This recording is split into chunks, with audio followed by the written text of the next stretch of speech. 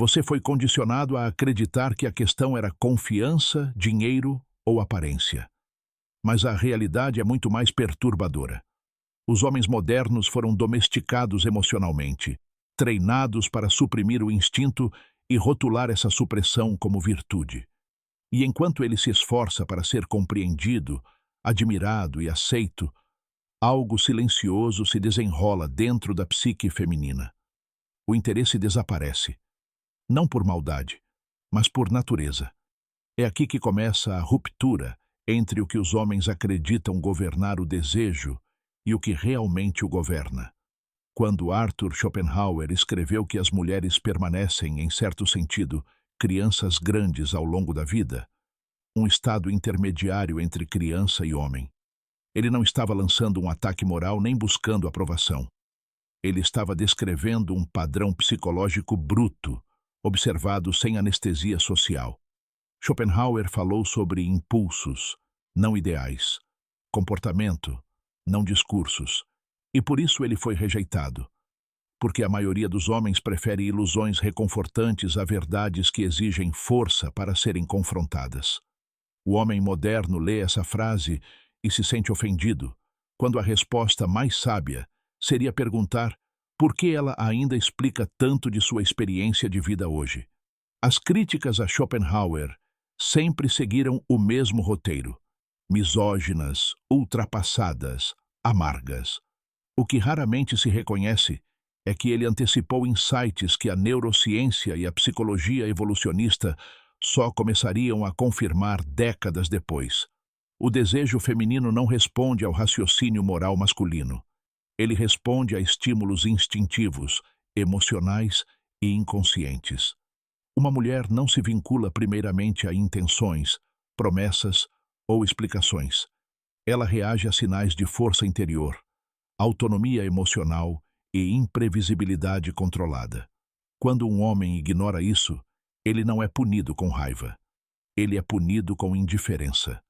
É aqui que nasce a ilusão mais paralisante do homem comum, a idealização do valor feminino. Ele coloca a mulher em um pedestal psicológico, trata o interesse dela como o prêmio máximo e começa a agir por medo da perda. Seu corpo se enrijece, sua mente acelera, sua linguagem muda, ele se explica, se justifica, antecipa emoções que nunca foram solicitadas e, sem perceber, comunica exatamente o oposto do que pretende: falta de equilíbrio, dependência emocional, ausência de acesso. A rejeição que se segue parece ilógica para ele, mas para o instinto feminino é quase automática. Pesquisadores como David Buss demonstraram que ao longo da história evolutiva, as mulheres desenvolveram mecanismos de seleção altamente refinados para filtrar parceiros que demonstram instabilidade emocional, baixa resiliência interna ou necessidade afetiva excessiva. Não se trata apenas de dinheiro, como muitas vezes é simplificado. Trata-se de recursos emocionais, sociais e psicológicos. Um homem que se entrega muito rapidamente, que investe antes que o investimento seja recíproco, que revela tudo antes de ser compreendido, ativa um alarme ancestral no cérebro feminino. Não se trata de desprezo consciente, é autoproteção instintiva. A consequência dessa negação coletiva é visível em todos os lugares. Uma geração de homens instruídos e sensíveis, ricos em boas intenções e totalmente descartáveis no âmbito do desejo.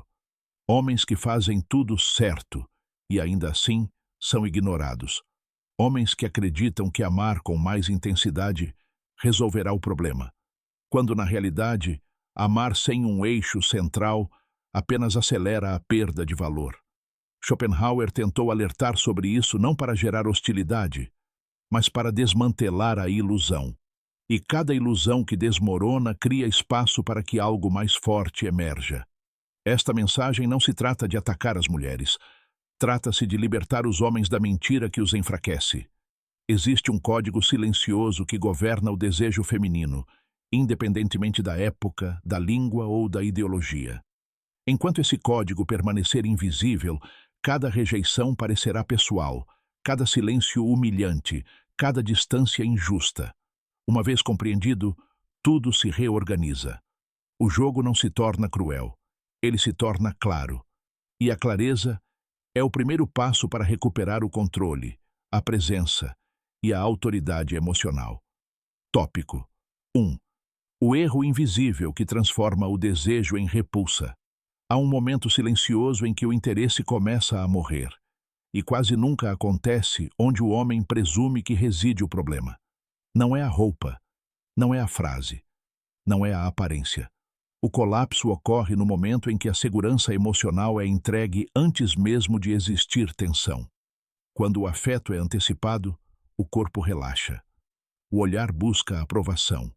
A fala se torna mais voltada para a confirmação. Mesmo sem palavras explícitas, o sinal já foi transmitido. Disponibilidade excessiva. E disponibilidade sem desafio não cria atração, cria descartabilidade. O homem comum acredita que expressão emocional é sinônimo de maturidade. Na verdade, muitas vezes é uma pressa emocional disfarçada de virtude. Ao projetar expectativas antes de ser desejado, ele, sem saber, se coloca psicologicamente em uma posição inferior à da mulher.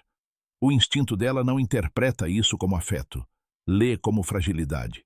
E o instinto não debate, justifica ou explica, ele reage. É por isso que tantos homens bons são descartados sem explicação. Eles não falharam eticamente, falharam biologicamente. A psique feminina evoluiu para filtrar o risco emocional. Um homem que demonstra dependência muito cedo sinaliza instabilidade interna, mesmo que seja inteligente, educado ou sincero. A psicologia evolucionista demonstra consistentemente que as mulheres evitam parceiros que parecem precisar do vínculo mais do que conseguem sustentar. Isso não é crueldade, é sobrevivência. É por isso que a intenção sincera muitas vezes leva ao afastamento. Não porque a honestidade esteja errada, mas porque a tensão interna que alimenta o desejo foi eliminada antes mesmo de existir. A atração não nasce da clareza total. Ela emerge do contraste, do espaço, da sensação de que algo permanece desconhecido. Quando você se entrega rápido demais, resolve o mistério antes que ele se forme. E sem tensão, a excitação se transforma em previsibilidade. Pesquisas comportamentais mostram repetidamente que as mulheres são mais atraídas por homens que não validam instantaneamente seus sentimentos, que não reagem impulsivamente e que mantêm a neutralidade emocional sob pressão afetiva. Isso não é negligência. É controle. O valor percebido surge da escassez emocional administrada, não da disponibilidade constante. Aplicar isso não requer manipulação ou jogos. Requer contenção. Não explicar demais. Não ter pressa em consolidar o vínculo. Criar espaço onde a interpretação seja necessária e o investimento deva vir dela. Essa ambiguidade ativa a curiosidade e a avaliação. E quanto mais ela investe em decifrá-lo, mais valor ela lhe atribui. O erro não é amar profundamente, é amar sem um eixo. Até que você consiga manter o silêncio, a presença e o controle interior, toda aproximação será percebida como fraqueza disfarçada de gentileza. Tópico 2. A verdade que Freud identificou no desejo feminino. Um padrão recorrente aparece em homens que enfrentam rejeições repetidas sem entender o porquê. Eles não estão tentando seduzir, estão tentando ser aceitos. Por baixo da superfície, buscam nutrição, não desejo. Isso não é malicioso, está enraizado em uma necessidade não resolvida.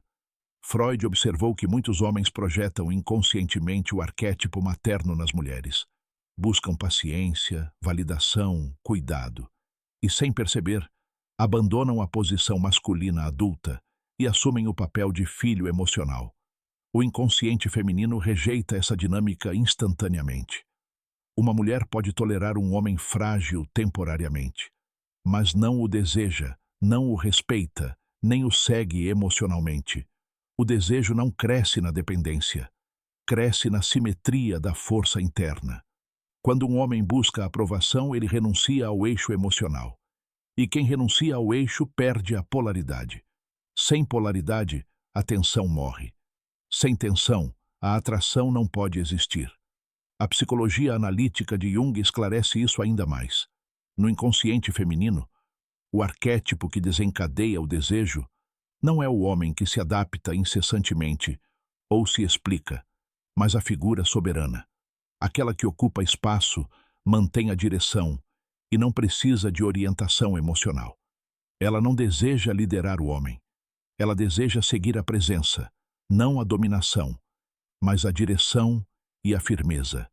O que desperta o desejo não é apenas a gentileza. É o mistério aliado à autoridade. O risco sutil de perder algo valioso. Essa incerteza simbólica gera excitação, foco e investimento emocional. A segurança oferecida prematuramente anestesia o desejo. Pesquisas experimentais que medem a liberação de dopamina e a excitação fisiológica confirmam isso. As mulheres demonstram respostas mais fortes a homens emocionalmente contidos e autodirigidos do que aqueles que são excessivamente empáticos e ansiosos para agradar. Não porque os primeiros sejam frios, mas porque não buscam aprovação. É aqui que ocorre a inversão interna. Você para de reagir e começa a observar. Você para de explicar e permite o silêncio. Você para de conquistar e começa a manter a presença. A solução nunca foi mais esforço. Foi o domínio interno. Um homem centrado não persegue. Ele observa, escolhe e lidera. O silêncio se torna comunicação. A escassez se torna valor. A diferença entre o homem comum e o homem desejado não reside na técnica, mas sim num mecanismo interno que reorganiza a postura, a reação e o ritmo. Quando esse mecanismo se ativa, a dinâmica se inverte. Ela investe. Ele escolhe. Alguns homens continuarão a se agarrar a ilusões reconfortantes. Outros reconhecerão o jogo invisível e decidirão compreendê-lo. A diferença entre eles não é sorte, dinheiro ou aparência. É quem escolheu a clareza e quem escolheu o conforto.